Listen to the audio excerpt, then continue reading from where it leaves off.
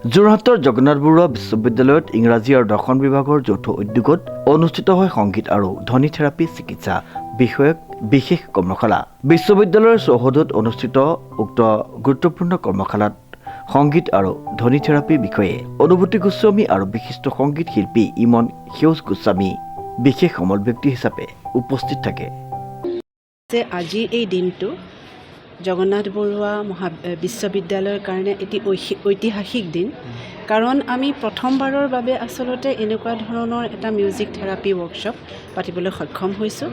আৰু ইউনিভাৰ্চিটি যিহেতু আমাৰ একেবাৰে নতুন, গতিকে নতুন ইউনিভাৰ্চিটিত নতুন কথা এটা আমি পাতিবলৈ আমি সক্ষম হৈছোঁ। গতিকে আমাৰ খুবেই আনন্দিত আমি জগন্নাথ বৰুৱা বিশ্ববিদ্যালয় ইংৰাজী বিভাগ আৰু দৰ্শন বিভাগে যুটীয়াভাৱে এই অনুষ্ঠানটি আমি অনুষ্ঠিত কৰিছোঁ।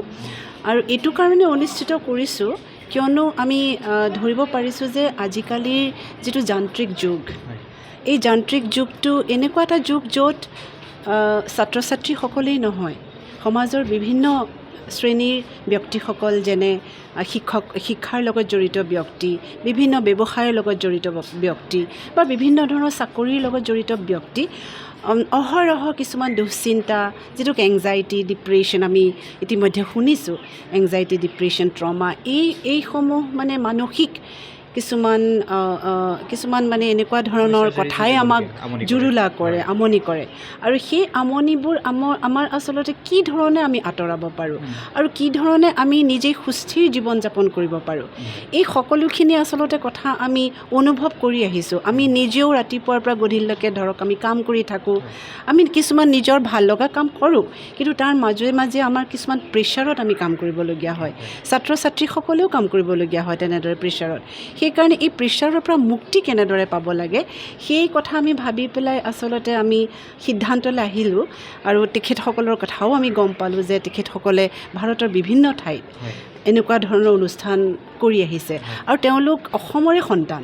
কোন আছিল নামটো এবাৰ যদি এজন হ'ল যিজন প্ৰধান ৰিচোৰ্চ পাৰ্চন, তেওঁৰ নাম হৈছে অনুভূতি গোস্বামী, আৰু দ্বিতীয়জন হৈছে ইমন সেউজ গোস্বামী। গতিকে তেওঁলোক সুদূৰ মুম্বাইৰ পৰা ইয়ালৈ আহিছে, আমি অতিশয় আনন্দিত। আৰু তেওঁলোকৰ লগত আচলতে আমাৰ সহযোগী দৰ্শন বিভাগৰ তেওঁ মলয়া বৰাই কথা পাতি তেওঁলোকৰ লগত যোগাযোগ কৰিছে, আৰু মলয়া বৰাৰ লগতে আচলতে যোগাযোগ কৰি পেলাই এতিয়া আমি এই সিদ্ধান্তত উপনীত হৈছিলোঁ যে আমি কিবা এটা কৰিব লাগিব আমাৰ ছাত্ৰ ছাত্ৰীসকলৰ কাৰণে, আমাৰ সমাজৰ কাৰণে, সমাজত থকা সকলো ব্যক্তিৰ কাৰণে। গতিকে আমি আজি অতিশয় উৎফুল্লিত যে এই অনুষ্ঠানটি আল্টিমেটলি আমি কৰিব পাৰিলোঁ। আৰু মই ভাবোঁ যে অনুষ্ঠানটি হোৱাৰ পিছত বহুতৰে মনত এটা প্ৰশান্তি আহিব, আৰু তেওঁলোকে ভাবিব যে আমি এনেকুৱা ধৰণে কিছুমান কাম কৰিলে আমাৰ মন প্ৰাণ যথেষ্ট প্ৰফুল্লিত হ'ব। আৰু এইদৰে যদি আমি প্ৰফুল্লিত হৈ থাকিব পাৰোঁ, তেতিয়া আমি এই যে মই ক'লোঁ এংজাইটি, ডিপ্ৰেশ্যন, এইখিনিৰ পৰা আমি নিস্তাৰ পাম বুলি মোৰ ধাৰণা, মোৰ বিশ্বাস। গতিকে মই ভাবোঁ যে আজি এই ৱৰ্কশ্বপটো যিটো আমি পাতিছোঁ, এই ৱৰ্কশ্বপটোৱে আচলতে যথেষ্ট সহায় কৰিব ছাত্ৰ ছাত্ৰীসকলকেই নহয়, কিন্তু আমি সকলো যিসকলে ইয়াত এইটো অংশগ্ৰহণ কৰিছে সকলোকে তাৰমানে উপকাৰ কৰিব বুলি মোৰ বিশ্বাস, দৃঢ় বিশ্বাস।